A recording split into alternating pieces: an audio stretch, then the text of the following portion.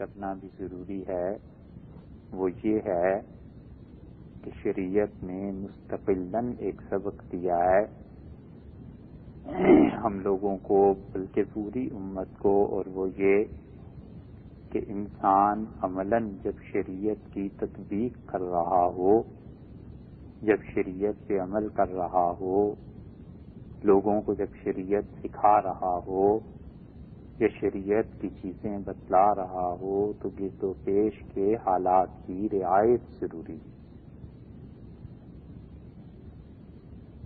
بس یہ ایک اصول کی بات ہے، اور اس کے بعد اب جتنی بھی باتیں ہیں وہ در حقیقت اس ایک فکرے ہی کی شرح آپ سے عرض کرنی ہے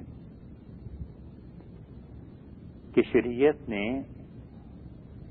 جو نام ہے نبی کریم صلی اللہ علیہ وسلم کے اعمال، اقوال اور افعال کا، اور اس وحی کا جو اللہ نے نازل فرمائی ہے، اس کا تقاضا یہ ہے کہ انسان جب بھی اسلام کی دعوت دے اور لوگوں کو دیکھے کہ وہ اللہ کے دین کی طرف کس طرح آئیں گے، تو حالات، وقت اور جو بھی صورتحال کسی شخص کی، قوم کی چل رہی ہے، اس کی رعایت کرنا ضروری ہے۔ وہ رعایت نہ تو اس درجے میں ہو کہ انسان بالکل حلال کو حرام بنا دے اور حرام کو حلال بنا دے، اتنا بھی آگے نہ بڑھ جائے کہ اگر وہ قوم شراب اور شرک میں ملوث ہے تو یہ کہے انہیں قریب کرنے کے لیے چلو اس میں بھی شامل ہو جاؤ، اور نہ ہی اتنا سخت ہو جائے کہ شریعت نے جو ان حالات، شخصیات، واقعات، ان چیزوں کے لیے اجازت دی ہے کہ ان احکامات میں فلیکسیبلٹی ہے، یہ احکامات وقت کے مطابق ہو سکتے ہیں، نہیں ہو سکتے، اتنا بھی سخت نہ ہو کہ ان رعایتوں کا فائدہ نہ اٹھائے۔ سمجھدار، دانا، عقل مند آدمی کے لیے اللہ نے یہ اسی لیے اتنی ڈھیل اور گنجائش رکھی ہے تاکہ وہ اپنے حالات اور وقت کو دیکھے اور فیصلہ کرے کہ مجھے کیا کرنا چاہیے۔ اس کی متعدد مثالیں ملیں گی کہ رسول اللہ صلی اللہ علیہ وسلم نے وقت کا اعتبار فرمایا، حالات کا اعتبار فرمایا، شخصیت کا اعتبار فرمایا۔ نازک ہم اس مسئلے کو اس لیے کہہ رہے ہیں کہ یہ اتنا اہم مسئلہ اتنا نازک ہے کہ ذرا اسے ٹھیس لگی شیشے کو ٹکڑے ٹکڑے ہو گئے، ذرا سا کوئی غلط فائدہ اٹھا لے گا تو ان ساری مثالوں کو کہیں سے کہیں لے جا کے تعبیر کر سکتا ہے، مگر ہے یہ مسلمہ اصول۔ آپ اگر رسول اللہ صلی اللہ علیہ وسلم کی سیرت پر غور کریں گے تو آپ خود جانتے ہیں کہ منافقین سے رسول اللہ صلی اللہ علیہ وسلم کو کم سے کم بھی 8 برس تک تو شدید مقابلہ کرنا پڑا، اور 10 برس تو کہیں گئے، ہجرت کر کے تشریف لائے تھے، اور اسی دن سے منافقین کی جماعت مدینہ منورہ میں تھی۔ مکہ میں تو یا کفر تھا یا اسلام، تیسری کوئی چیز تھی نہیں۔ اور یہاں بدر کے بعد جب مسلمانوں کی قوت سامنے آئی تو منافقین اور اٹھے، احد میں عین موقع پر الگ ہو گئے، اس سے اگلے سال ایک اور مشکل پیش آ گئی، غزوہ خندق پیش آیا تو یہ لوگ اس میں پیش تھے مسلمانوں کو خراب کرنے میں، والعیاذ باللہ۔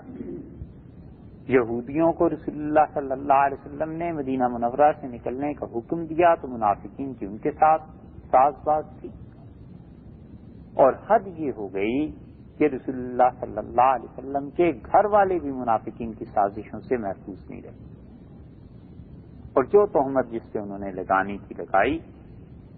ان سارے کرتوتوں کے باوجود ان منافقین کے جب موت واقع ہوئی ہے اس کی عبداللہ بن ابی کی، تو وہ جو منافق تھا سب سے بڑا، جس کے متعلق حتیٰ کہ اللہ نے قرآن میں یہ فرمایا ہے کہ والذی تولی کبرہ، اور وہ شخص جس نے اس فتنے کو سب سے زیادہ ہوا دی ہے، اور جو بانی تھا اس فتنے کا عبداللہ ابن ابی جسے رئیس المنافقین کہتے تھے، موت واقع جب ہوئی تو نبی کریم صلی اللہ علیہ وسلم کے پاس ان کے بیٹے آئے اور ان کا نام بھی عبداللہ، اور انہوں نے عرض کیا کہ اللہ کے رسول آپ کیا ارشاد فرماتے ہیں، میرے باپ کا انتقال ہو گیا۔ تو رسول اللہ صلی اللہ علیہ وسلم کو اندازہ تھا سارے حالات کا کہ آج اس کے جنازے میں نہ جانا، مدینہ منورہ میں کتنے شدید دشواری یہ چیزیں پیش ہو سکتی ہیں۔ خود تشریف لے گئے حضرت عمر رضی اللہ عنہ جیسا صاحب فراست انسان، جن کی رائے پہ حضرت صلی اللہ علیہ وسلم کو اعتبار تھا اور جن کے لیے فرمایا تھا کہ میرے بعد نبوت ملنی ہوتی تو عمر کو ملتی، اتنی کوالٹیز کا یہ آدمی ہے، مگر جا کے نہ صرف جنازہ پڑھایا، قبر میں اترے، خود عبداللہ ابن ابی کی اپنا کرتا مبارک دیا اور فرمایا اس کا کفن اس میں دو، اور جب سے لٹا دیا قبر میں تو اس کے منہ میں اپنا تھوک لعاب مبارک بھی رسول اللہ صلی اللہ علیہ وسلم نے ڈالا۔ یہ سب حالات کی رعایت تھی۔ اور حضرت عمر رضی اللہ عنہ نے عرض کیا کہ اللہ کے رسول، اللہ نے 70 بار کہا ہے قرآن پاک میں کہ 70 بار بھی آپ اگر ان کی مغفرت کی دعا کریں گے لن یغفر اللہ لہم، خدا نہیں انہیں بخشے گا۔ تو کیا حضرت صلی اللہ علیہ وسلم کو نہیں معلوم تھا کہ خدا نے اس کی مغفرت نہیں کرنی؟ پتا، آپ نے فرمایا عمر داؤ چھوڑ دے، اللہ نے 70 بار کہا ہے نا، ہم 71 بار مانگ لیں گے۔ حالانکہ 70 تو محاورے کا لفظ ہے، جیسے ہم کہتے ہیں 20 دفعہ 10 دفعہ تمہیں منع کیا ہے، لیکن رسول اللہ صلی اللہ علیہ وسلم اگر وہ جنازہ نہ پڑھاتے اور اتنی شفقت اور محبت کا معاملہ نہ فرماتے تو مدینہ منورہ میں پورے قبائل کو کہنے کا موقع مل جاتا کہ لو جی اب تو جو ان کا کلمہ پڑھتے ہیں، اتنے بڑے سردار کا انتقال ہو گیا، مر گیا، وہ کلمہ ہی پڑھتا تھا، یہ تو ایک دوسرے کے جنازے بھی نہیں پڑھتے، ان میں آپس میں اتنی پھوٹ ہے، اتنے اختلافات۔ حضرت عائشہ رضی اللہ عنہا کے مسئلے میں رسول اللہ صلی اللہ علیہ وسلم نے منبر پہ بیٹھ کے لوگوں کو کہا کہ خدا کی قسم میں اپنی بیوی میں کوئی عیب نہیں دیکھتا، اور تم میں سے کوئی ہے جو اس شخص کی زبان سے مجھے نجات دلا دے؟ تو حضرت عمر رضی اللہ عنہ نے، خود راوی ہیں حدیث کے، وہ کہتے ہیں صحابہ رضی اللہ عنہ اٹھ کھڑے ہوئے، انہوں نے کہا اللہ کے رسول حکم کریں، کون ایسا ہے ہم اس کی گردن اتار لاتے ہیں، آپ ارشاد فرمائیں۔ اور حضرت عمر رضی اللہ عنہ کہتے ہیں میں نے الگ تنہائی میں عرض کیا کہ ہم جانتے ہیں اور مجھے پتا ہے کہ عبداللہ ابن ابی ہے، اور آپ ان سب کو چھوڑ دیں جو مسجد میں آج بات ہوئی ہے، اور میں صرف اجازت دینے حاضر ہوں کہ میں اس کی گردن اتار لاتا ہوں، آپ بالکل بے فکر رہیں، اس کے انجام کی سزا سے انجام پہ پہنچے، کرتوت کی سزا ملنی چاہیے۔ رسول اللہ صلی اللہ علیہ وسلم، عمر ایسے کبھی نہ کرنا، لوگ باتیں کریں گے اور کہیں گے کہ لو محمد صلی اللہ علیہ وسلم اب ان کو بھی مروانے لگا ہے جو اسی کے نام کا کلمہ پڑھتے۔ یہ مصلحت تھی، یہ حکمت تھی۔ اگر رسول اللہ صلی اللہ علیہ وسلم ان چیزوں سے کام نہ لیتے، اسلام کی وہ بنیاد جو مدینہ منورہ میں پڑھنی تھی نہ پڑھتی، اور پہلے دن سے ہی لوگ آپس میں لڑ لیتے۔ حال یہ تھا کہ جب تبوک میں گئے ہیں تو اس نے کہا عبداللہ بن ابی نے ایک اور موقع پہ، بلکہ تبوک کے علاوہ اس نے کہا کہ لَيُخْرِجَنَّ الْأَعَزُّ مِنْهَا الْأَذَلَّ، ہم ذرا واپس ہو لیں، مدینہ منورہ میں جو عزت والے ہیں یہ ان ذلیل لوگوں کو باہر نکال دیں گے، قرآن میں یہ لفظ آئیں۔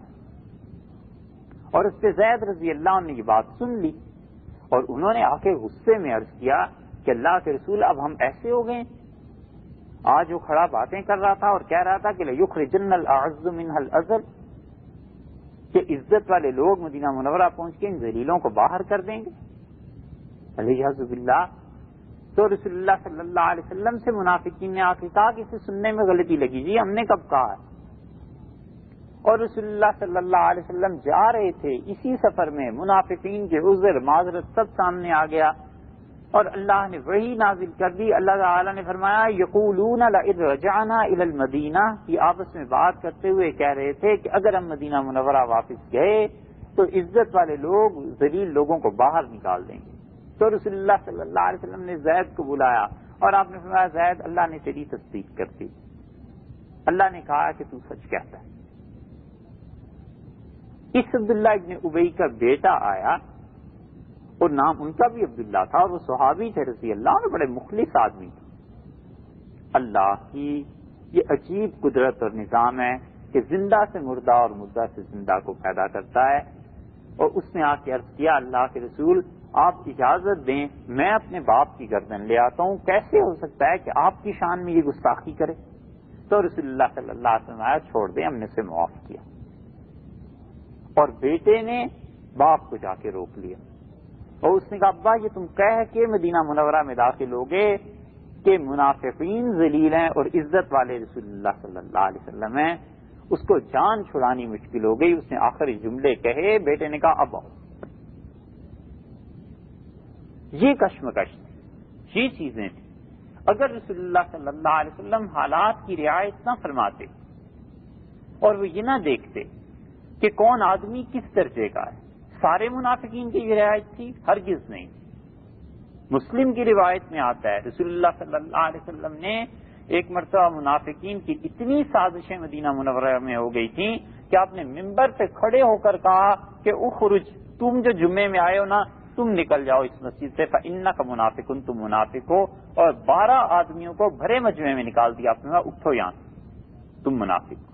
مسلم کی روایت میں آیا ہے ہر منافق کے ساتھ رسول اللہ صلی اللہ علیہ وسلم کا یہ حال نہیں تھا. وجہ اس کی یہ تھی کہ وہ جو سازشی لوگ تھے وہ اس درجے کے تھے نہیں کہ ان کی رعایت کی جاتی، مگر جس شخص کی رعایت کرنا ضروری تھی کہ اس کو اگر چھیڑا گیا تو فتنہ برپا ہو جائے گا، رسول اللہ صلی اللہ علیہ وسلم نے اس کی رعایت کی کہ حالات اور واقعات خود ہی اسے دبا دیں گے، خود ہی یہ سازش ختم ہو جائے گی. آخر کیا ضروری ہے کہ ہم اس چیز کو اپنے ذمے لیں. اور متعدد مواقع مکہ مکرمہ فتح ہوا اور رسول اللہ صلی اللہ علیہ وسلم نے آئے اور ان کے سامنے ہی تھا بیت اللہ، 20 بار دیکھ چکے تھے. آپ میں سے جس کو بھی اللہ نے توفیق دی ہے وہاں حاضری کی اور اللہ تعالیٰ بار بار توفیق دیتے رہیں. آپ نے دیکھا ہوگا ایک حتیم ہے، ایک آدھا دائرہ کھینچا ہوا ہے. حجر اسود سے آپ یوں چلنا شروع کریں تو اس رکن پہ اس کونے میں آ کے ایک آدھا دائرہ ہے. یہ آدھے دائرے کے اندر جو جگہ ہے اس کا کچھ حصہ بیت اللہ کا اندر کا حصہ ہے، یہ داخل تھا. اور اصولاً ان دونوں دیواروں کو سائیڈ سے اور بڑھا کر آگے جا کے چھت ڈالنی چاہیے تھی اوپر. تو نبی کریم صلی اللہ علیہ وسلم نے اسے عائشہ رضی اللہ عنہا سے کہا کہ عائشہ یہ جو تیری قوم نئی نئی مسلمان ہوئی ہے اور اگر ایسے نہ ہوتا، صحیح بخاری میں جملہ آیا ہے آپ کا، آپ نے فرمایا تو تمہیں پتہ ہے یہ کیا ہوا تھا؟ تمہاری قوم نے پیسے جمع کیے تھے کہ الپاک مال سے اللہ کا گھر تعمیر کریں گے، پھر پیسہ ان کے پاس ختم ہو گیا تو انہوں نے چوتھی دیوار سائڈ کی وہاں بنا دی اور یہ دائرہ کھینچ دیا تاکہ یہ نشانی رہے کہ یہ اتنا ٹکڑا بیت اللہ کا اتنا حصہ جو ہے یہ اندر کا حصہ ہے. ابراہیم علیہ السلام نے اسے اندر ہی رکھا تھا اور فرمایا اگر یہ نئے نئے مسلمان نہ ہوئے ہوتے تو میں بیت اللہ کو گرا کے نئے سرے سے انہی پرانی بنیادوں پہ تعمیر کرتا جو جد امجد حضرت ابراہیم علیہ السلام نے کی تھی. عبداللہ ابن زبیر رضی اللہ عنہ کا زمانہ آیا تو حضرت عائشہ رضی اللہ عنہ کے بھانجے تھے، انہوں نے اس بیت اللہ کی عمارت کو وہی پرانے انداز میں لے گئے جو ابراہیم علیہ السلام کے دور میں اس سے پہلے فرشتوں نے بنایا. حجاج ابن یوسف کا دور آیا، اس نے پھر بیت اللہ کو توڑ کے ویسے ہی بنا دیا جیسے اب تک ہے. امام مالک رحمۃ اللہ علیہ سے اس وقت کے خلیفہ انہوں نے آ کے عرض کیا ہارون الرشید نے کہ حضرت اگر آپ فتویٰ دیں تو ہم بیت اللہ کو اسی طرح بنائیں جیسے رسول اللہ صلی اللہ علیہ وسلم کی خواہش تھی. امام مالک رحمۃ اللہ علیہ نے فتویٰ نہیں دیا اور فرمایا کہ مت اسے توڑو، اب رہنے دو جیسا بھی ہے، کیونکہ مجھے ڈر لگتا ہے اگر بار بار اس طرح ہوا تو یہ چیز بادشاہوں کا کھیل بن جائے گی اور لوگوں کے دلوں سے اللہ کے گھر کا روب اور اس کی ہیبت نکل جائے گی. آپ اس حدیث کو ابتدا سے دیکھیں تو رسول اللہ صلی اللہ علیہ وسلم کا یہ فرمانا کہ یہ تیری قوم نئی نئی مسلمان ہوئی ہے، یہ ان لوگوں کی رعایت ہے. مراد یہ تھی کہ آج انہوں نے اپنے باپ دادا کا دین چھوڑا ہے اور اوپر سے اگر بیت اللہ کو بھی یاد کیا گیا تو یہ لوگ کیا کہیں گے کہ لوگ کل ہم نے دین چھوڑا ہے، آج خدا کا گھر بھی بیچ میں سے غائب کر رہے ہیں، یہ کیا ہو گیا؟ ارتداد نہ پھیل جائے، کوئی اور چیز نہ سامنے آ جائے، ان حالات کی رعایت کی وجہ سے حضرت صلی اللہ علیہ وسلم نے نہیں چھیڑا۔ اور پھر یہی آخری بات دیکھیے تو امام مالک رحمۃ اللہ نے فرمایا بس اب رہنے دو جیسا ہے، ایسے نہ ہو لوگوں کے دلوں سے اس کا روب نکل جائے اور بادشاہوں کا کھیل۔ اتنی مثالیں ہیں حدیث کی کتابوں میں کہ رسول اللہ صلی اللہ علیہ وسلم رعایت فرماتے رہے کہ کون آدمی کس درجے اور مرتبے کا ہے اس کی ایسے ہی عزت کرو، کون آدمی کس قابل ہے اس کے ساتھ اتنا ایسا سلوک کرنا چاہیے۔ کیا واقعات بدل رہے ہیں، ان واقعات کا اعتبار کیسے ہوگا، دنیا کے عادات اور اطوار کیسے ہیں، ان کو ایسے کیا جائے گا۔ حدیبیہ میں آپ نے اظہار فرمایا اس ارادے کا حدیبیہ کے بعد کہ میں دنیا کے بادشاہوں کو خط لکھنا چاہتا ہوں اور میں چاہتا ہوں کہ انہیں دین کی دعوت دوں۔ تو لوگوں نے عرض کیا اللہ کے رسول تو خط اس وقت تک نہیں پڑھتے جب تک کہ اس پہ مہر نہ لگی ہوئی ہو۔ تو رسول اللہ صلی اللہ علیہ وسلم اچھا میرے لیے بھی مہر بنا دو۔ اس سے پہلے حیات طیبہ میں انگوٹھی کبھی نہیں پہنی تھی، بس جب مہر کی بات ہوئی تو آپ نے فرمایا یہ کوئی نگینہ لے لو، اور حبشی نگینہ ایک پتھر تھا اسے لیا گیا یا کوئی اور اس میں کھدوایا گیا 3 لفظوں کو محمد صلی اللہ علیہ وسلم رسول اور اللہ نیچے سے اوپر کی طرف لکھوائے گئے، اور اس کے بعد جو بھی خط ہوتا تھا اس پہ وہ مہر لگا دیتے۔ اسی لیے حنفی فقہا کہتے ہیں کہ انگوٹھی کا پہننا مباح ہے، جائز ہے، کوئی پہنے تو ثواب نہیں، نہ پہنے تو کوئی گناہ نہیں، دونوں ٹھیک ہیں، درست ہے، کیونکہ رسول اللہ صلی اللہ علیہ وسلم نے کسی غرض کی خاطر انگوٹھی بنوائی تھی، اس سے پہلے تو بنائی نہیں تھی۔ تو آپ دیکھیے جس زمانے میں تبدیلی آ رہی تھی اس کا اعتبار کیا، فرمایا کہ اس چیز کو کر، افراد سے ہٹ کے وقت کی تبدیلی کی ہم بات کر رہے ہیں کہ جب وقت تبدیل ہوا تو اس طرح اعتبار فرما لیا کہ ایسے کرو۔ اس کی ایک اور مثال آپ سے عرض کریں، حضرت زید رضی اللہ عنہ کہتے ہیں کہ مجھ سے نبی کریم صلی اللہ علیہ وسلم نے فرمایا کہ میرے ساتھ خط و کتابت ہوتی ہے یہودیوں کی، اور یہ عبرانی زبان میں خط لکھتے ہیں، اور تمہیں پتہ ہے کہ ہم لوگوں کو عبرانی آتی نہیں ہے، تو بیٹے تم ایسے کرو عبرانی زبان سیکھو تاکہ تم ان کے ساتھ خط و کتابت کر سکو۔ تو وہ کہتے ہیں میں نے 6 مہینے میں پوری زبان سیکھ لی، اور پھر رسول اللہ صلی اللہ علیہ وسلم کی طرف سے میں انہی کی عبرانی زبان میں انہیں خط لکھا کرتا تھا، وہ بھیجتے تھے تو پڑھ کے سناتا تھا۔ یہ حالات کی رعایت کہ گرد و پیش کی دنیا تبدیل ہو رہی ہے، اس میں جو درست چیز ہے اسے لے لیا جائے، جو غلط چیز ہے اسے چھوڑ دیا جائے۔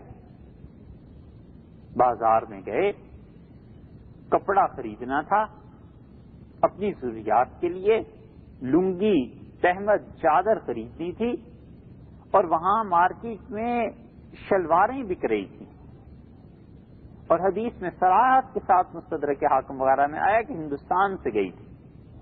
تو رسول اللہ صلی اللہ علیہ وسلم نے پاجامہ یا شلوار دیکھی اور فرمایا اسفر، یہ تو زیادہ سطر ڈھانپنے کی چیز ہے، اس میں تو زیادہ پردہ آدمی کے لیے رہتا ہے، اور رسول اللہ صلی اللہ علیہ وسلم نے اسے خریدا یا خریدنے کا حکم دیا۔ یہ وہ حالات کی تبدیلی ہو گئی، فرمایا اس چیز کو، حالانکہ ساری حیات طیبہ میں چادر ہی باندھتے رہے ہیں، خود اس کو بھی پہنا ہے شلوار کو نہیں پہنا، اس میں اختلاف ضرور ہے، مگر اس پہ تو سب متفق ہیں کہ رسول اللہ صلی اللہ علیہ وسلم نے شلوار خریدی۔ حالات بدل گئے، فتویٰ بدل گیا کہ ٹھیک ہے وقت میں تبدیلی آ گئی، یہ چیز ہونی چاہیے۔ شریعت کی کسی چیز سے براہ راست اس کا تصادم نہیں ہے، اور کسی بھی قوم کے حالات، عادات اور اطوار اگر شریعت سے براہ راست نہیں ٹکراتے، ان کی ٹکر نہیں براہ راست شریعت سے، شریعت کہتی ہے اس کی گنجائش ہے، رکھا جا سکتا ہے، بشرطے کہ اس کے ارتکاب سے کوئی حرام چیز کا ارتکاب لازم نہ آئے۔ اور یہ فتویٰ ہے معاشی احمد صاحب گنگوہی رحمۃ اللہ۔ اور یہ وہ مزاج ہے شریعت کا جو حضرت عمر رضی اللہ عنہ اپنے دور میں سمجھے، اور لوگوں نے انہیں لکھ کے بھیجا کہ حضرت جو ایران فتح ہوا ہے تو یہاں تو یہ سارے اپنے فوج کے سارے نظام لکھ کے رکھتے ہیں، اور ہمارے ہاں ابھی تک ایسی کوئی چیز نہیں، تو اگر ہم یہ ان کا نظام اپنا لیں تو آپ فرمائیے یہ کہیں شریعت میں کچھ گڑبڑ تو نہیں ہو جائے گی، اسلام اس سے منع تو نہیں کرتا۔ حضرت عمر رضی اللہ عنہ نے کہا کہ حکمت کی بات نبی کریم صلی اللہ علیہ وسلم نے فرمایا عقل مندی کے تقاضے دنیا میں جہاں کہیں پائے جاتے ہیں، مومن کے اپنے گھر کی چیزیں جو چلی گئی تھی، مومن سب سے زیادہ حقدار بنتا ہے اسے لے۔ یہ حالات کے اعتبار سے جو تبدیلیاں آئی ہیں اس کا اعتبار فرما لیا کہ بیرونی دنیا میں یہ تبدیلیاں ہو رہی ہیں، گرد و پیش کے معاشرے میں یہ تبدیلیاں ہو رہی ہیں، ان تبدیلیوں کو قبول کیے بغیر کوئی چارہ کار نہیں۔ حضرت صلی اللہ علیہ وسلم کی ساری سیرت طیبہ آپ پڑھتے چلے جائیے، ان اصولوں کو دیکھتے ہوئے کہ شخصیات کا کیسے اعتبار کیا ہے، بدلتے ہوئے واقعات و حالات کا کیسے ساتھ دیا۔ حضرت صلی اللہ علیہ وسلم نے کچھ چیزیں طے فرما دی تھیں، قطعی طور پہ زمانہ ادھر سے ادھر ہو جائے، ہل جائیں پوری قومیں، نہیں ہو سکتا، اس پہ کوئی لچک نہیں۔ اللہ ایک ہے، ایسی اٹل بات ہے کہ دنیا پوری کفر اور شرک پہ چلی جائے، نہیں مانا جا سکتا اس کو۔ حضرت صلی اللہ علیہ وسلم آخری نبی تھے، طے شدہ بات ہے، دنیا 1000 کروٹیں لے اور کوئی کچھ کہتا رہے، اس میں کوئی تبدیلی نہیں ہو سکتی۔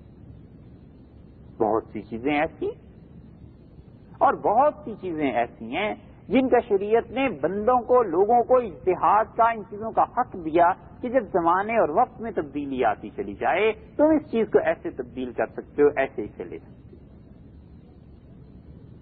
اور در حقیقت یہ وہی چیز جو ہم نے بالکل ابتدا میں عرض کیا آپ سے کہ حضرت صلی اللہ علیہ وسلم نے تعلیم دی لوگوں کو کہ جو تبدیلیاں آ رہی اس کو تم منظور کرو گے، اس کو تم دیکھو گے اور اس کے بعد پھر کام چلے گا۔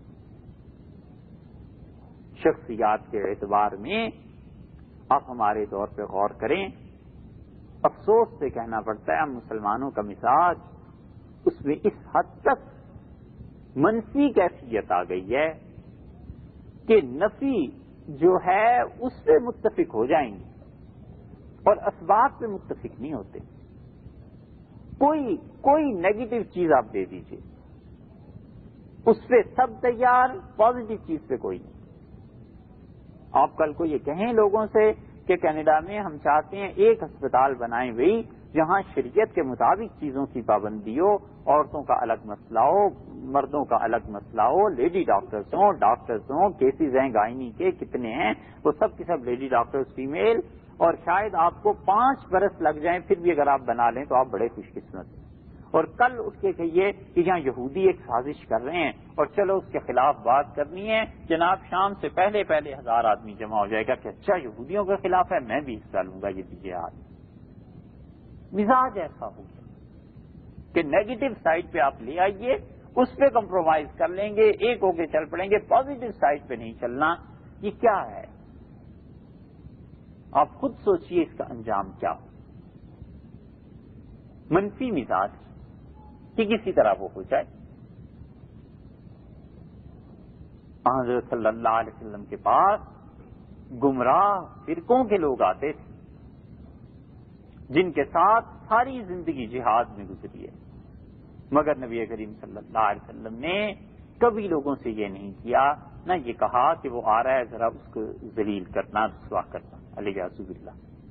جو آیا ہے اس کی عزت کی، احترام کیا، حالانکہ زمین و آسمان کا فرق تھا، عقائد میں کوئی قطعاً چیز نہیں تھی جو عقائد کے اعتبار سے اشتراک میں آئی ہوتی۔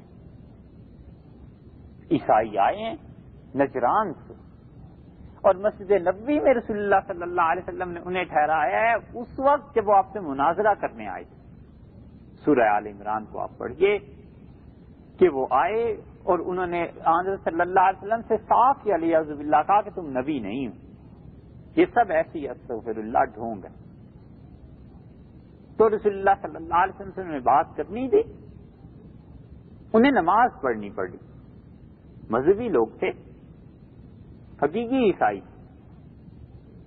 انہوں نے کہا نماز پڑھنی ہے تو رسول اللہ صلی اللہ علیہ وسلم مسجد نبوی میں ہی پڑھ لو، اور مسجد نبوی میں عیسائیوں نے عیسیٰ علیہ السلام کی عبادت کی ہے، وہیں رہ کے۔ حوالہ آپ کو چاہیے ہم حاضر، آل عمران کی تفسیر، سورہ آل عمران کی تفسیر دیکھیے، بڑے بڑے اکابر مفسرین نے لکھا ہے، صحابہ رضی اللہ عنہ نے جا کے عرض کیا کہ اللہ کے رسول وہ تو شرک ہے، وہ تو گندگی ہے مسجد میں، تو رسول اللہ صلی اللہ علیہ وسلم آئے اور باقاعدہ زمین دیکھ کے ارشاد فرمایا کہ کہاں گندگی پڑی ہوئی ہے، مجھے تو نظر نہیں آتی. تو لوگوں نے عرض کیا کہ عبادت کر رہے ہیں، آپ نے فرمایا یہ ان کے شرک کی گندگی ہے، مانوی طور پر ہے، ان کی روح کے ساتھ ہے، باقی نے کرنے دو.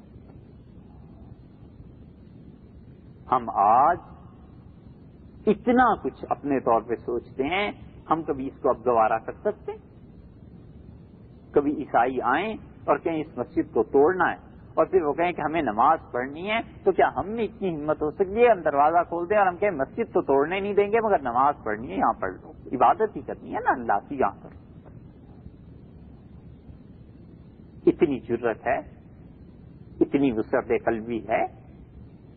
بس چلے تو جو کچھ بھی نہیں کہہ رہا گرجا ہم اس کو بھی توڑ جائیں اور پی جائیں. اور بس چلے تو یہودیوں کے ہاں سے کارپیٹ اٹھا کے بھیج دیں کہ یہ کون سی کوئی خدا کی گھر ہے یا خدا کی عبادت کی جگہ ہے یعوذ باللہ. اس لیے کہ یہ پیش نظر یہ نہیں نا کہ رسول اللہ صلی اللہ علیہ وسلم کا غیر مسلموں سے کیا رویہ رہا ہے. فرمایا مسجد نبوی میں ہی تم نماز.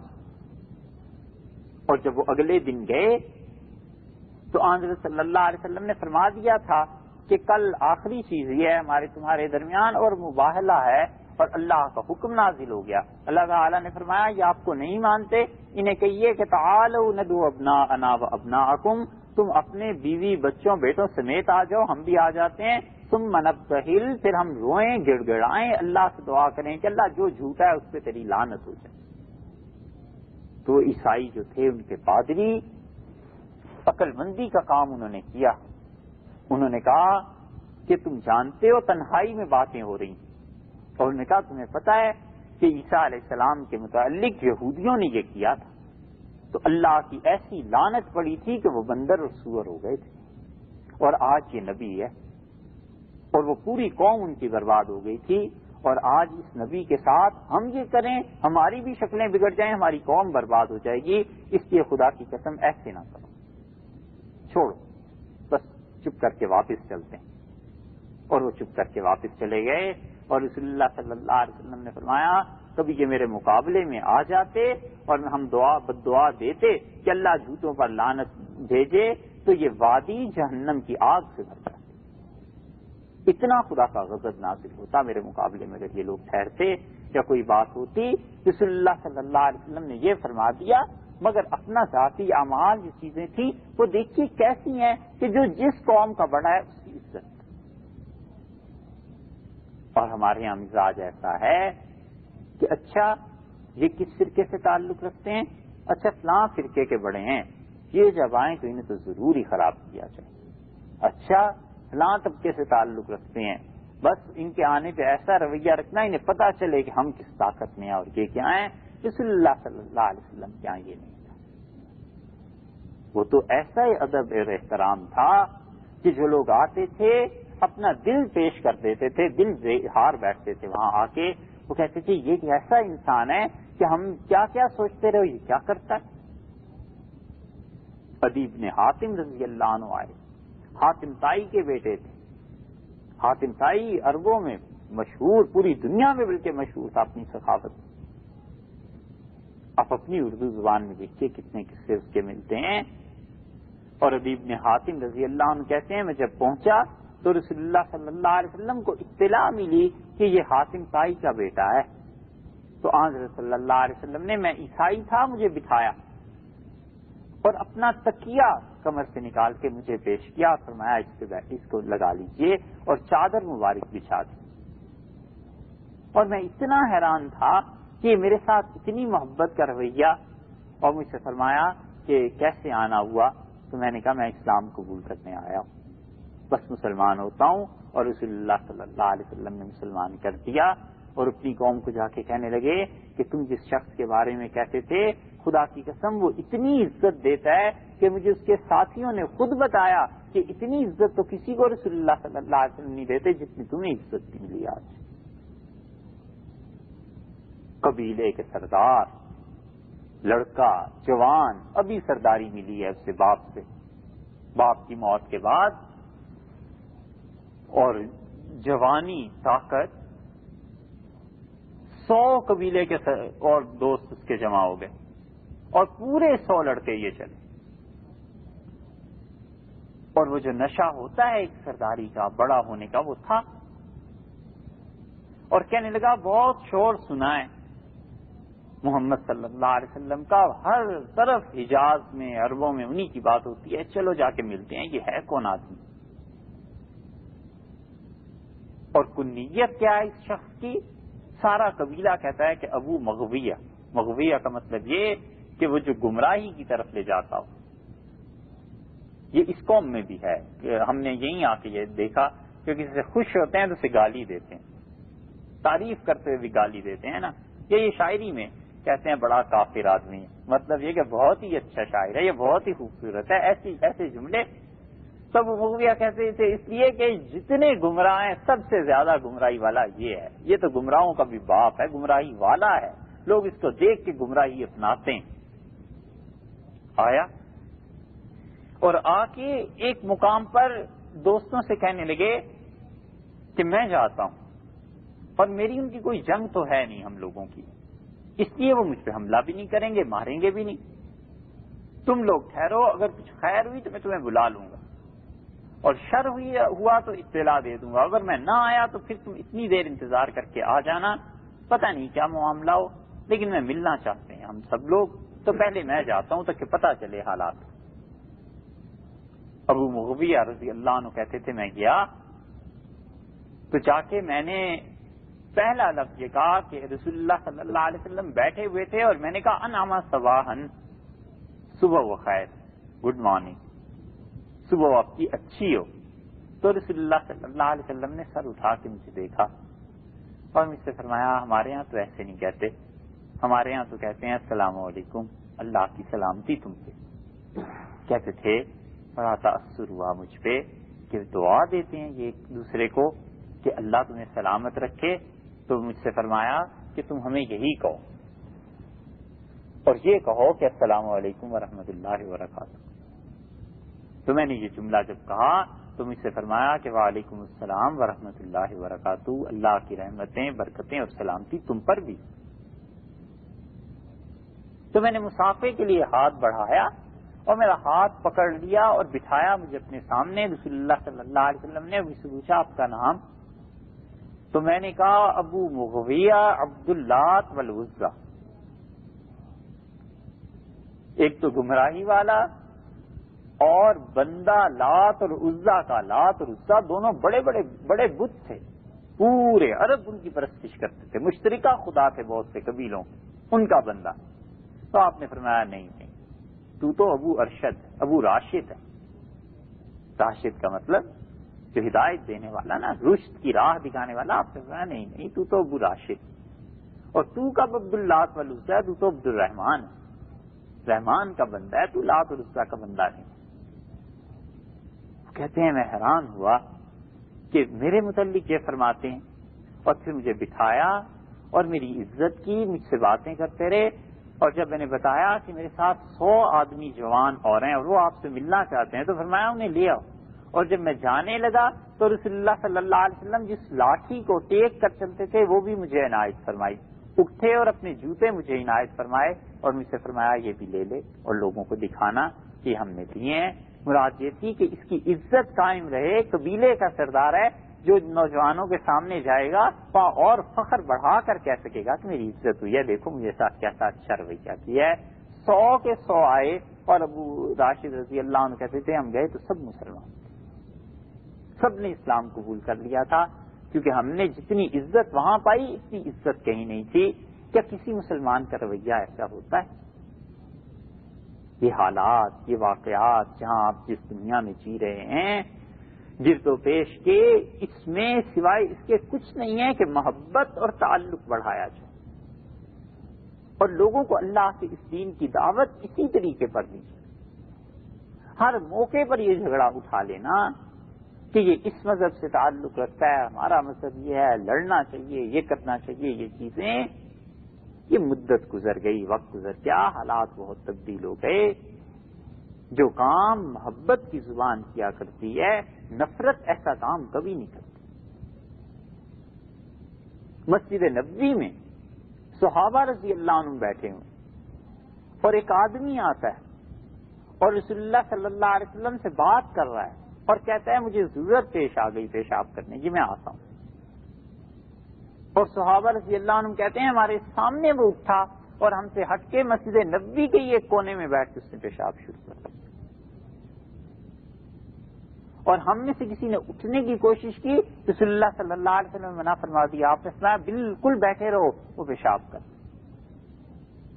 اور وہ صحابی رضی اللہ عنہ کہتے ہیں کہ میں بالکل فارغ ہو گیا تو حضرت صلی اللہ علیہ وسلم میرے پاس آئے، واللہ ما زجرنی، خدا کی قسم نہ انہوں نے مجھے ڈانٹا نہ مجھے انہوں نے کچھ سختی سے بات کہی، مجھ سے صرف یہ فرمایا کہ ہم عبادت کرتے ہیں، نماز وغیرہ پڑھا کرتے ہیں، تو یہ جو مسجدیں ہیں نا اس کام کے لیے ہوتی نہیں، ہم تو باہر زمین ہے کھیت ہے اس میں چلے جاتے ہیں، اور خود میں نے دیکھا اپنے دست مبارک سے ڈول پانی کا بھرا ہوا تھا، وہ ڈول لا کے بہا دیا اور جگہ کو پاک کر دیا۔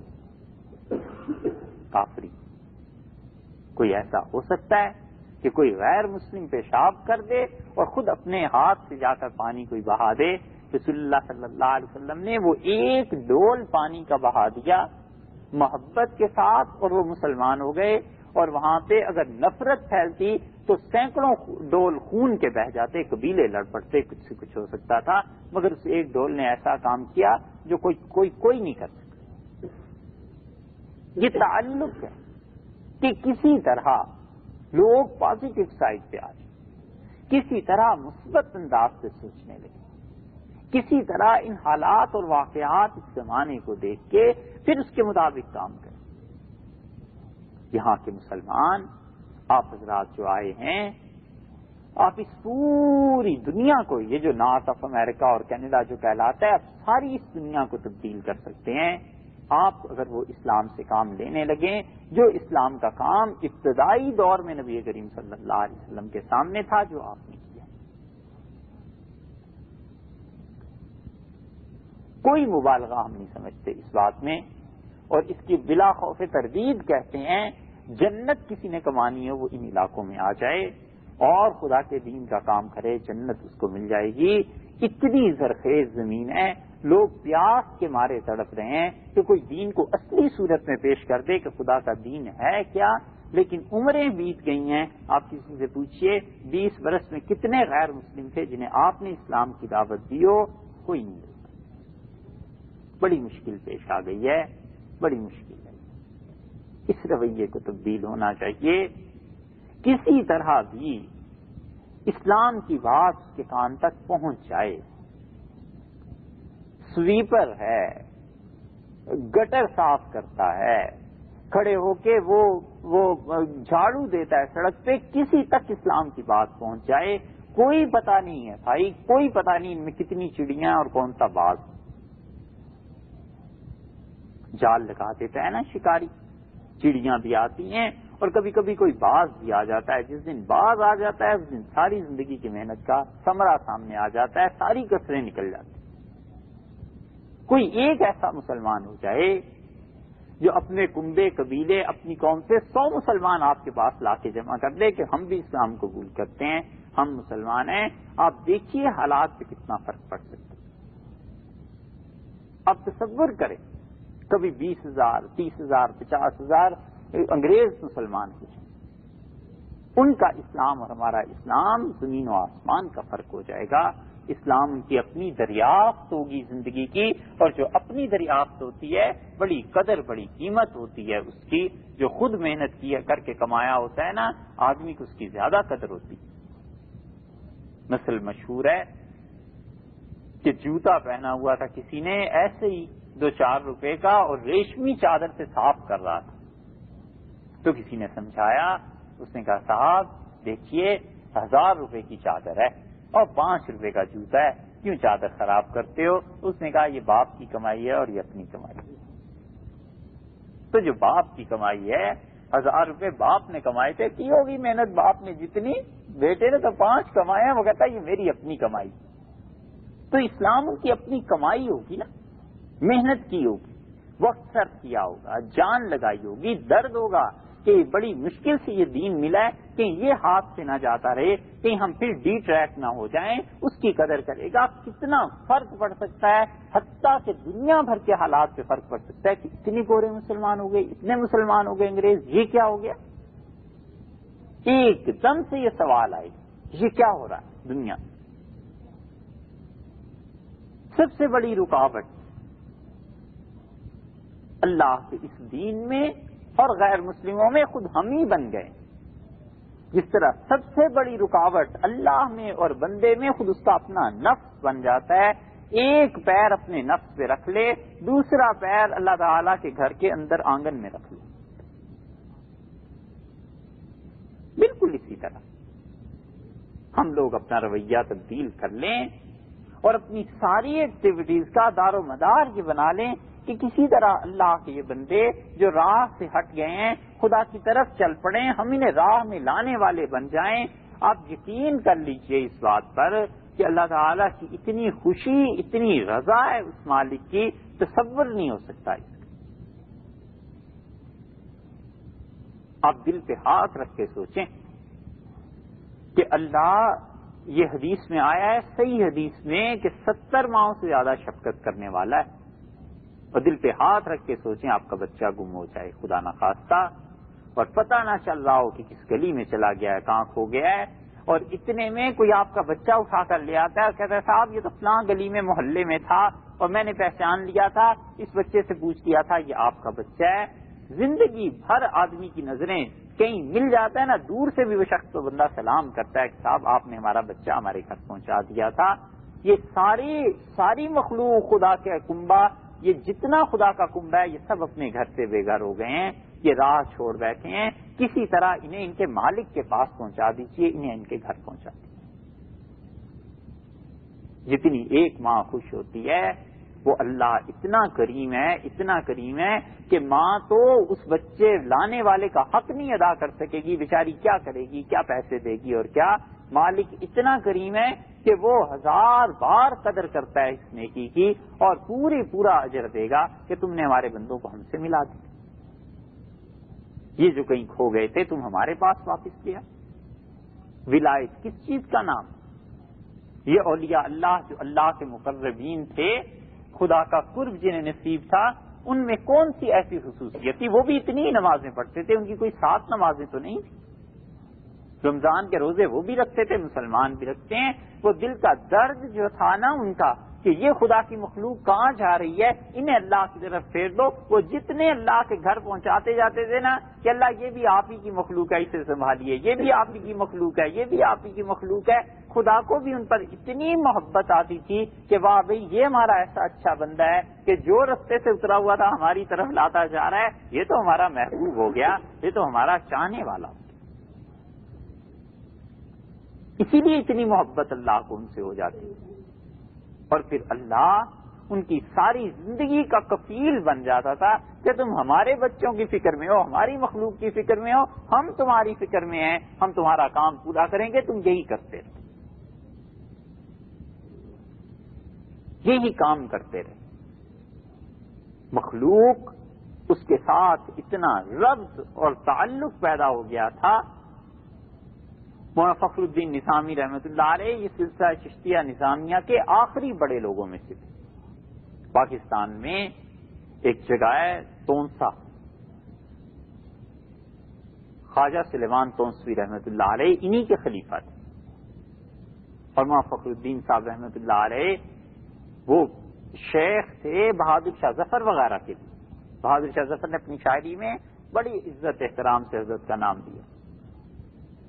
تو فخر دہلوی رحمۃ اللہ علیہ دہلی میں رہتے تھے، فجر کی نماز پڑھائی، اپنے حجرے میں چلے گئے، دن چڑھا تو باہر آ جاتے تھے، وظیفہ جو بھی کرنا ہوتا تھا، کچھ آرام کرنا ہوتا تھا، سب چیزوں سے فارغ ہو کے، اور ایک دن جو لوگ آئے مقررہ وقت پر، تو حضرت کے ہاں دیکھا کوئی دروازہ نہیں کھول رہا، کسی نے جا کے دیکھا تو خون نالی میں سے کچھ بہ رہا تھا، جم گیا تھا۔ تو گھبرائے ہوئے آئے، لوگوں کو بتایا، جب دروازہ کھولا تو معلوم ہوا کہ کسی نے خنجر کے وار کر کے زخمی کر دیا۔ بے ہوش ہو گئے. انہیں لایا گیا، مرہم پٹی کی، ہوش حواس قائم ہوئے. تو کسی نے پوچھا حضرت یہ کیا ہوا ہے؟ کچھ نہیں بتایا، بس یہ فرمایا کہ فلاں جگہ ایک پٹھان رہتا ہے، اسے بلا لاؤ. وہ پٹھان آیا تو اسے اپنے سامنے بٹھا لیا، ہاتھ پکڑ لیے اس کے اور فرمایا میں بڑا شرمندہ ہوں، خنجر چلاتے ہوئے تکلیف ہوئی ہوگی، میرے جسم پہ گوشت نہیں ہڈیاں ہیں، گوشت ہوتا تو آپ کی نظر کرتا، آپ کو جو تکلیف ہوئی ہے اس کے لیے معذرت خواہ ہوں، معافی چاہتا. پٹھان رو پڑا. خان صاحب تم نے یہ کیا کیا؟ کہنے لگا کو ہم کہتا تھا بیعت کرو تو بیعت نہیں کرتا تھا، ہم نے کہا پھر ہم تمہیں مار دے گا، تو ہم نے تو مار دیا تھا. پٹھان کی عادت ہے نا، جو دماغ میں آ جائے اس کام کو کرنا تو ضروری ہے. تو کہا ہم تو کہتا تھا کہ بیعت کرو، تو بیعت نہیں کیا تو ہم نے کہا پھر تمہیں مار دے گا. وہ کہتے ہیں کوہستان میں ایک پٹھان، ایک بزرگ کوئی چلے گئے تھے سید کسی زمانے میں، تو خان صاحب نے بڑی خدمت کی ان کی، اور جب انہوں نے کہا بھائی اب تو کئی مہینے ہو گئے اب ہم چلتے ہیں، انہوں نے کہا ابھی کدھر جاتا ہے صاحب، ابھی تو تمہیں مارے گا، پھر یہاں تمہارا مزار بنائے گا، پھر لوگ آئے گا، پھر عرس ہوگا، اپنا پیسہ نہیں وصول کرے گا، سود پہ پیسہ دیا تم. تو مخلوق کے ساتھ اتنا تعلق ہے ان کا. اب یہ کہنے کو بات ہے ایک کہ انہوں نے کیوں اس کا اکرام کیا، مگر ان پہ غلبہ اتنا ہو گیا تھا کہ ہم سے کسی کو تکلیف نہ پہنچے، ہم سے کسی کو دکھ نہ پہنچے، بس اللہ کی راہ کی طرف لوگ چلتے رہے. کسی کو کسی بہانے بلاؤ، کھانا کھلاؤ، پاس بٹھاؤ اور اسے اللہ کے دین کی دعوت دے دو، اسے کہو تم خدا کے دین میں آ جاؤ، تم کچھ سیکھ لو. اس آخری دور میں مفتی کفایت اللہ صاحب رحمۃ اللہ علیہ نے اس درد کو پہچانا، اور مفتی صاحب بر صغیر کے مفتی کہلاتے تھے. یعنی تقسیم سے پہلے کوئی کہتا تھا کہ حضرت مفتی صاحب نے یہ فتویٰ دیا ہے تو اس کی مراد یہ لی جاتی تھی کہ مفتی کفایت اللہ صاحب نے دلی میں یہ فتویٰ دی. اتنے بڑے آدمی مانے جاتے. اور مفتی صاحب چپکے ہندوؤں میں جو کم ذات سمجھی جاتے ہیں نا شودر وغیرہ، ان کے ہاں جاتے رہے، انہیں اسلام کا بتاتے رہے، ان کے ساتھ کھانا کھانا، بیٹھ کے پانی پینا. وہ پہلے پانی پیتے تھے، مفتی صاحب ان کا جوتا پانی پی لیتے تھے. وہ حیران تھے کہ حضرت ہم ہندو، وہ کہتے تھے کچھ فرق نہیں ہے ہندو اور مسلمان میں، یہ تفریق نہیں ہے کہ تمہارا پانی کچھ ناپاک ہو گیا ہے، تم پاک ہو ہم بھی پاک ہیں، کوئی ایسا مسئلہ نہیں. ہاں ذبیحے کا فرق ہے وہ الگ بات ہے، مگر ہم اور تم بھائی ہیں، کوئی حرج نہیں. اور جب قریب تھا کہ یہ لوگ اسلام قبول کر لیتے اور ہزاروں کی تعداد میں وہ سارے قبائل مسلمان ہوتے، گاندھی کو پتا چل گیا اور گاندھی نے کہا یہ اتنے لوگ مسلمان ہو رہے ہیں. تو اس نے پھر دورے شروع کیے اور اس نے جا کے ایک قبیلے کو کہا کہ تم تو ہری جن ہو. ہری جن کا مطلب خدا کے بچے. ہری تو خدا کو کہتے ہیں نا ہندی میں، جن یعنی جنم لیے ہوئے، تم نے تو خدا سے جنم لیا ہے. اور ساری ان کی زندگی کی محنت پہ پانی پھیر دیا، اس لیے کہ وہ سیاسی لیڈر تھا. تو سیاست تو پھر ایسے ہی چلتی ہے.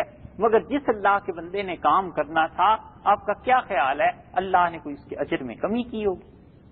خدا نے اس کی اس محنت کو کوئی اچھی نگاہ سے نہیں دیکھا ہو. نتائج اس کی ذمہ داری اللہ پر ہے. ہم تو اس کے پابند ہیں کہ صحیح کام کرتے رہیں، صحیح طریق کی طرف دعوت دیتے رہیں کہ یہ صحیح طریقہ ہے، اس کو اپنا لیجیے، یہ صحیح چیز ہے، اس کو لے لیجیے. نبی کریم صلی اللہ علیہ وسلم نے اسی مقصد کے لیے مال خرچ کیا، اسی مقصد کے لیے اپنی جان گلا دی اس کام میں، کہ کسی طرح اللہ کی مخلوق یہ جو راہ سے ہٹ گئی ہے انہیں خدا کی راہ پہ ڈال دے. کسی طرح یہ لوگ جو دوسری طرف جا رہے ہیں، حالات، زمانہ، واقعات ان کی رعایت کر کے، ان کی دلجوئی کر کے یہ دل اپنی مٹھی میں لے لو، کسی طرح اللہ کی راہ پر چل پڑے. زکوٰۃ کے مصارف میں سے اللہ نے فرمایا والمؤلفۃ قلوبہم، اور وہ لوگ جنہوں نے نیا اسلام قبول کیا ہو، ان کی تالیف قلب کے لیے، ان کی ضروریات پوری کرنے کے لیے یہ پیسہ استعمال کرو. ایک آدمی مسلمان ہو جاتا ہے، گھر سے اسے اس کے ماں باپ نکال دیتے ہیں، کئی کیسز ایسے ہو جاتے ہیں، کئی جگہ پہ ایسی چیزیں پیش آ جاتی ہیں. لڑکی ہے مسلمان ہو گئی، گھر والوں نے نکال دیا، اللہ نے فرمایا ہے یہ زکوٰۃ کا پیسہ تم اس کی ضروریات پہ خرچ کرو. اب کہاں گئے ہیں ایسے مسلمان جو اپنے زکوٰۃ کا پیسہ دیتے ہوئے سوچیں کہ یہ انگریز ہے، یہ یہودی ہے، عیسائی ہے، ہندو ہے، سکھ ہے، کوئی ہے، اس نے بھی اسلام قبول کیا تھا، اس سے جا کے پوچھیں آپ کی کوئی ضرورت ہو تو ہم پوری کر دیں. وہ چیز خرید کے انہیں دے دی جائے، کچھ گھر کا کرایہ دے دیا جائے، کچھ اس کو پیسے دے دیے جائیں، یہ سب چیزیں آپ اس طرح دل جیتے جاتے، اس طرح دلوں کو قریب کیا جاتا تھا. نبی کریم صلی اللہ علیہ وسلم کے دور میں حوازن قبیلے پر رسول اللہ صلی اللہ علیہ وسلم نے فتح پائی، اور اونٹ اور بکریاں جو آئی ہیں تو شاید اس میں سے 28-30 ہزار تو بکریاں ہی تھیں صرف، اور اونٹوں کی تعداد بھی ہزاروں میں، اور سب چیزیں. اور رسول اللہ صلی اللہ علیہ وسلم نے جتنے نئے مسلمان ہوئے تھے فرمایا اس کو بلاؤ اور اتنا دو، اس کو بلاؤ اور اتنا دو، اور اس کو بلاؤ اور اتنا دو. اور صحیح بخاری میں آیا ہے نبی کریم صلی اللہ علیہ وسلم کا یہ طرز عمل دیکھ کے مدینہ منورہ کے جو لڑکے تھے، نئے نئے جوان صحابہ رضی اللہ عنہ جو ابھی اسلام میں آئے، جو ابھی مطلب مدینہ منورہ میں پلے بڑے تھے، انہوں نے کہا صاحب یہ عجیب بات ہے، جب قربانی دینی تھی تو ہم لوگوں نے دی، اور جب پیسے کا موقع آیا ہے تو رسول اللہ صلی اللہ علیہ وسلم نے دوسروں کو دیا. اوہو، یہ بات رسول اللہ صلی اللہ علیہ وسلم تک پہنچ گئی، اور آپ نے فرمایا آج ظہر کی نماز کے بعد کوئی آدمی حرم میں نہیں رہے گا سوائے مدینہ منورہ والوں کے، اور دروازے بند کرا دیے. حرم بھی تو چھوٹا سا تھا، اور باقی سب لوگوں کو ہٹا کے آپ نے کہا کہ کیا بات ہے، آج میں نے سنا ہے تم لوگوں نے یہ کہا،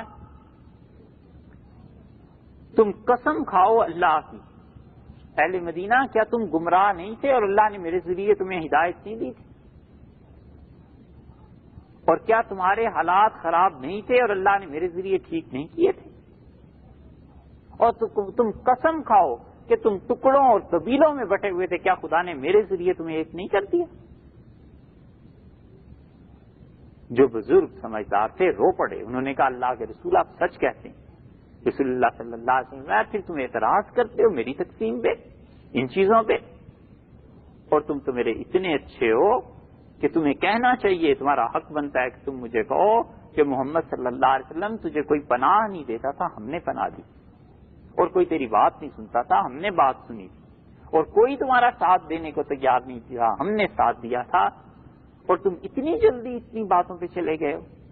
لوگ میرے لیے اس کرتے کی طرح ہیں جسے جسم سے باہر ذرا پہنا جاتا ہے، اور تم میرے لیے بنیان کی طرح ہو جو میرے جسم سے چمٹی ہوئی. اور انصار اللہ کی قسم پوری دنیا ایک وادی میں چلے، ایک میدان کو منتخب کر لے، لسلقت وادی الانصار، اور تم دوسری وادی میں ہو تو میں تمہیں ترجیح دوں، میں تمہارے ساتھ چلوں. تم پیسے کی تقسیم کو دیکھتے ہو، تم اس پہ راضی نہیں ہوگے کہ دنیا سب کچھ لے جائے جو میرے پاس ہے اور مجھے تم لے جاؤ، میرا مرنا میرا جینا تو تمہارے ساتھ. صحابہ رضی اللہ عنہ کی چیخیں نکلی، ان کا اللہ کے رسول بس کر. تو رسول اللہ صلی اللہ علیہ وسلم اترے منبر سے تو صحابہ رضی اللہ عنہ کو اطمینان دلایا. اسی لیے قبر مبارک اب بھی مدینہ منورہ، وہ جو پیسے دیے تھے لوگوں کو، اونٹ بھیڑ بکریاں، یہ سب چیزیں جو نئے نئے مسلمان تھے، آپ نے فرمایا انہم قریب العہد، ابھی تو انہوں نے اسلام قبول کیا ہے، میں نے چاہا کہ ان کا دل اطمینان رہے، دل کا تعلق اس طرف سے قائم تھا یہ کام کرنے کی. یہ اللہ کے بندے یہی کام ساری زندگی کرتے رہے ہیں، کفر کے گڑھ میں جا کر بیٹھ گئے، کفر کے مرکز میں جا کر بیٹھ گئے اور کہا بس اللہ کا دین ہے، اس کی طرف لوگوں کو بلاؤ. کسی طرح یہ جو گھر سے بچھڑ گئے ہیں، یہ گھر سے باہر نکل گئے ہیں، ان کے گھروں میں داخل کر دو، انہیں گھر والے کے پاس بھیج دو، اللہ اس سے راضی ہو، اللہ اسے قبول کر.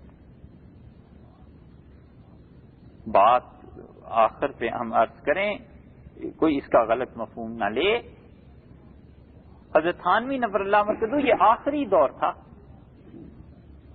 43 میں حضرت کا انتقال ہوا، اور ان کے خلفاء میں خواجہ عزیز الحسن صاحب مجذوب رحمۃ اللہ علیہ چوٹی کے خلفاء میں سے تھے، اور بڑے زبردست شاعر.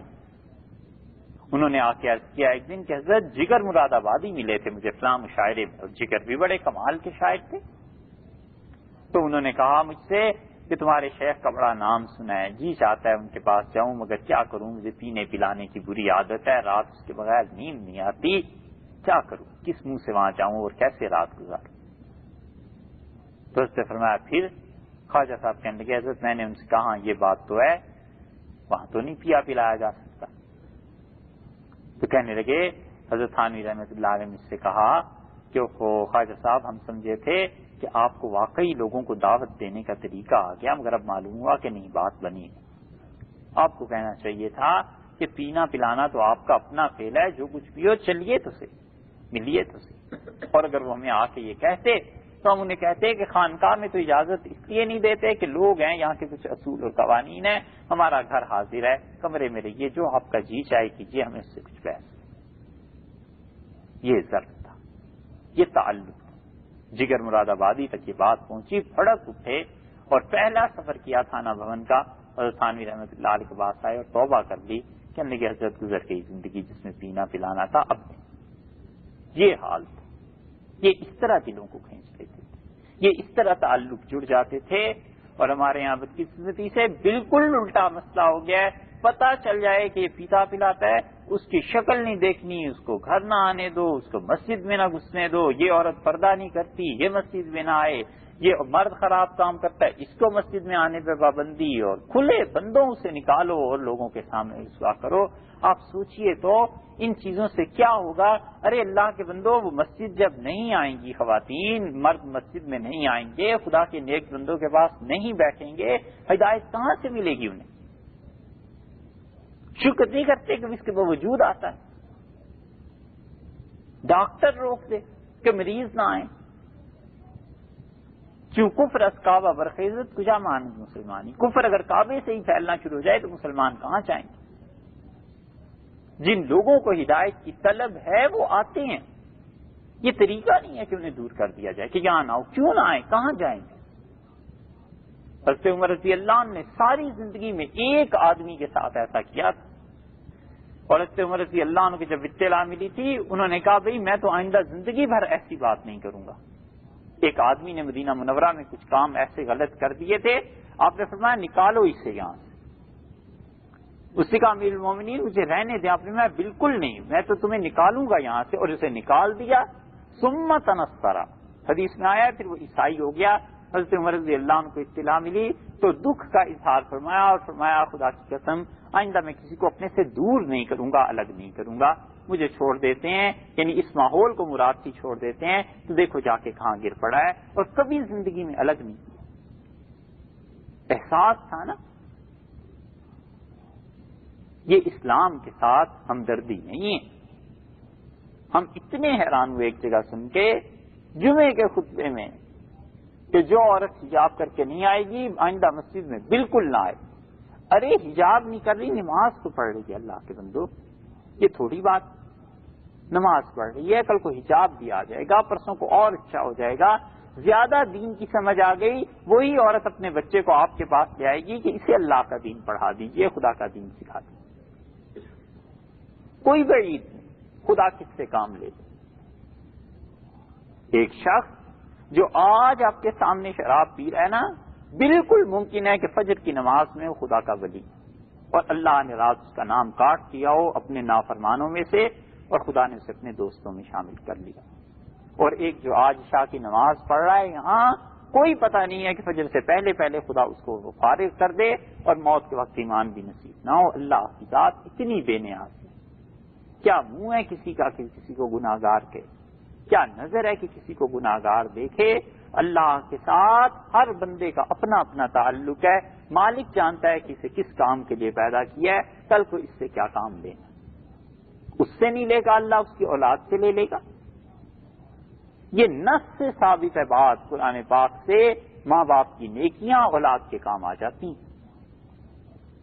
دو اللہ کے پیغمبر، ایک تو مسلم جن کی نبوت میں شبہ کرنا کفر ہے، اور دوسرے جن کی نبوت کا بعض کہتے ہیں نبی تھے، بعض کہتے ہیں نہیں تھے، دونوں جا رہے ہیں، اور وہ کہتا ہے اس سے حضرت موسیٰ علیہ السلام سے کہ یہ دیوار تعمیر کر دیتے ہیں، اور دیوار انہوں نے تعمیر کر دی، اور موسیٰ علیہ السلام نے کہا لو شئت لاتخذت علیہ اجرا، اس پہ کچھ پیسے بھی نہیں لیے، سارا دن مزدوری کی، محنت کی، بھوک لگی ہوئی ہے، کھانا بھی نہیں ملا اور چل پڑے۔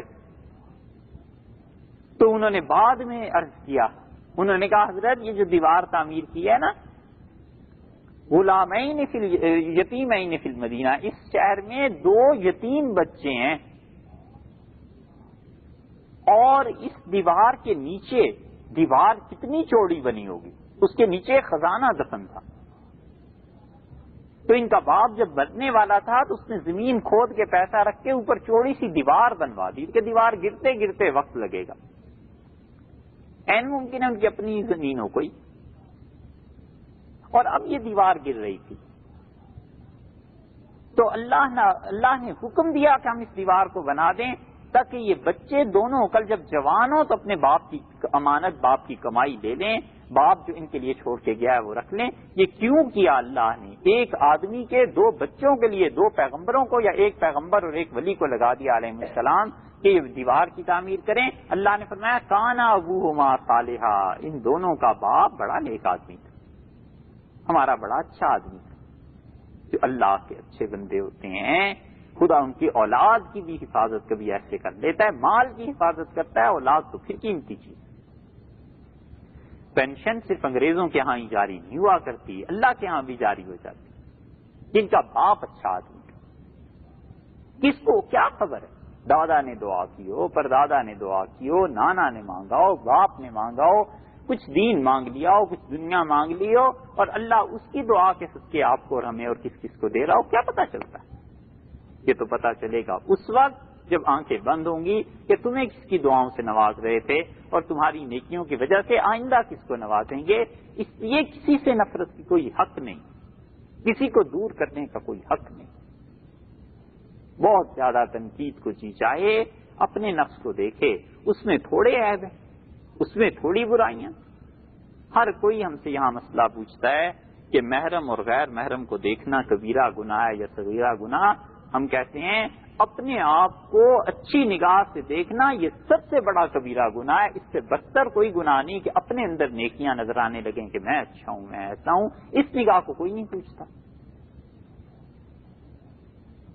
محرم اور نامحرم وہ اللہ کے ہاں معافی کی بات ہے، حالات تبدیل ہو جائیں گے، شادی ہو جائے گی، عادت تبدیل ہو جائے گی، ممکن ہے کچھ دن کے بعد دل میں ایسی بات ہی نہ رہے، بڑھاپا آ جائے، پھر یہ چیز ختم ہو جائے، اور یہ جو عادت پڑ گئی اپنی نیکیاں اور اپنی خود ستائش اور اپنی تعریف سننے کی، اور کان اس لذت سے آشنا ہو گئے تو بیڑا غرق ہو جاتا ہے، نفس برباد ہو جاتا ہے آدمی کا۔ وہ چاہتا ہے کہ ہر معاملے میں میری تعریف کی جائے، مجھ پہ کوئی طنز نہ کرے، تنقید نہ کرے۔